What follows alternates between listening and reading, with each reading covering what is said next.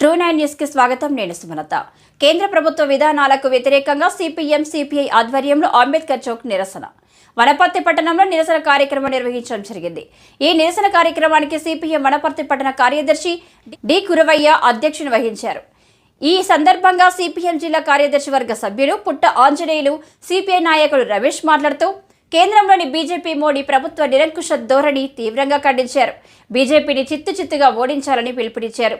ఈ కార్యక్రమంలో సిపిఎం జిల్లా కమిటీ సభ్యులు ఎం రాజు, సిపిఎం పట్టణ నాయకులు జి బాలస్వామి, పరమేశ్వరచారి, గంధం గట్టయ్య, సాయిలీల, బిసన్న, ఏ రమేష్, నందిమల్ల రాములు, మద్దిలేటి త్యాగయ్య, సిపిఐ నాయకులు గోపాలకృష్ణ, మహేష్, విష్ణు తదితరులు పాల్గొన్నారు.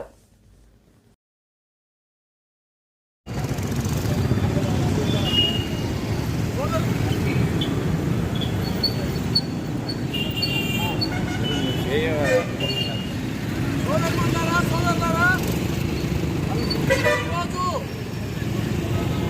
వామపక్షాలు కమ్యూనిస్టు పార్టీల ఆధ్వర్యంలో రాష్ట్ర వ్యాప్తంగా జిల్లా కేంద్రాల్లో నిరసన కార్యక్రమం చేయాలని సిపిఎం, సిపిఐ, మాస్ లైన్, మిగతా కమ్యూనిస్టు పార్టీలు అన్నీ కూడా రాష్ట్ర కమిటీలు పిలిపివ్వడం జరిగింది. అందులో భాగంగా వనపర్తి జిల్లా కేంద్రంలో వామపక్షాల ఆధ్వర్యంలో ఈ నిరసన కార్యక్రమం నిర్వహిస్తా ఉన్నాం. ప్రధానంగా కేంద్ర ప్రభుత్వం, నరేంద్ర మోడీ ప్రభుత్వం మొత్తం అవినీతి అంతం, బీజేపీ పంతం అని చెప్పే బీజేపీ అవినీతిలో కూరుకుపోయింది. మొత్తం ఎలక్ట్రల్ బాండ్స్ పేరు మీద మొత్తం డబ్బులు మొత్తం పెద్ద కోటీశ్వరుల నుంచి 6,500 కోట్ల రూపాయలు మింగింది. అలా అట్లా మింగినది బయటపడకుండా దాన్ని దాచిపెట్టాలని చూసింది. జూన్ వరకు ఎస్బీఐ రికార్డు ఇవ్వద్దని చెప్పింది. దాంతో ఎస్బీఐ మీద సిపిఎం పార్టీ ఆధ్వర్యంలో కేసు పెట్టి ఎస్బీఐ మీద కేసు పెడితే చివరికి ఈడీకి సంబంధించి ఈ ఏదైతే ఎలక్ట్రల్ బాండ్స్ ఉండవో ఆ బాండ్స్ ఎవరెవరు ఏ రాజకీయ పార్టీలకు ఎన్ని ముట్టినవి, ఎక్కడెక్కడి నుంచి వచ్చినవి అన్నీ కూడా ఇప్పుడు బయటికి రావడం జరిగింది. మొత్తం 98% నిధులు ఎలక్ట్రల్ బాండ్స్ మొత్తము డబ్బులు బీజేపీకి ముట్టినవి, 2% మాత్రమే ఇతర రాజకీయ పార్టీలకు ముట్టినవి. ఆ అవినీతి డబ్బులతోన, ఆ నల్లధనంతోన మొత్తం ఓట్లు కొని నేను మళ్ళీ అధికారంలోకి రావాలని చెప్పి ప్రయత్నం చేయడం అనేది జరుగుతూ ఉంది. బీజేపీ వాళ్ళు చెప్తున్నారు, కిషన్ రెడ్డి చెప్తున్నాడు ఏమని 370 సీట్లు మాకు వస్తాయి అని చెప్పి. 370 అంటే ఏంటంటే రక్తపు మరకల సంబంధించి 370 370 ఆర్టికల్ కాశ్మీర్ సంబంధించి ముక్కలు చేసినందుకు 370 ఆర్టికల్ రద్దు చేసినందుకు 370 సీట్లు మాకు ఇవ్వండి, మిగతా మొత్తం ఎన్డీఏకు 400 సీట్లు ఇవ్వండి అని చెప్పి మాట్లాడటం జరుగుతూ ఉంది. ఇప్పుడు అది గిట్టనట్టుంది. ఎన్డీఏకు వ్యతిరేకంగా ఇండియా కూటమి పెరుగుతుంది. మొత్తం 40 రాజకీయ పార్టీలు ఈరోజు ఒక్కటైనవి. ఈరోజు బీజేపీని ఓడించే దానికోసం అని చెప్పి అర్థం చేసుకొని రాజకీయ పార్టీలను వేధించే దాంట్లో భాగంగా ఎన్ఫోర్స్మెంట్ డైరెక్టరేట్ పేరు మీద, ఈడీ పేరు మీద వాళ్ళు మొత్తం కేజ్రీవాల్ను నిన్ననే అరెస్ట్ చేయడం జరిగింది.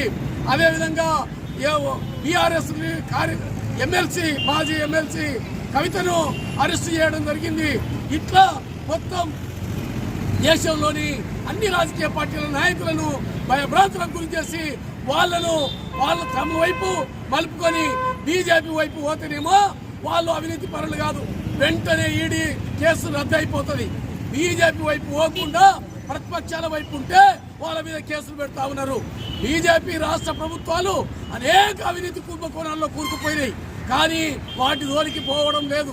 తర్వాత బీజేపీకి వ్యతిరేకంగా ఉండే వాళ్ళ వరకు పోవడం. ఇప్పుడు నిన్ననే మొత్తం కాంగ్రెస్ అకౌంట్ సంబంధించి మొత్తం అకౌంట్ సీజ్ చేయడం జరిగింది.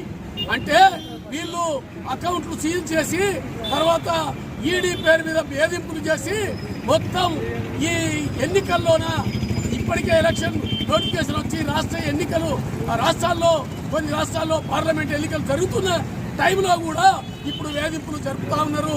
కాబట్టి దీన్ని తీవ్రంగా కమ్యూనిస్టు పార్టీల నుంచి వామపక్షాల నుంచి తీవ్రంగా వ్యతిరేకిస్తా ఉన్నాం.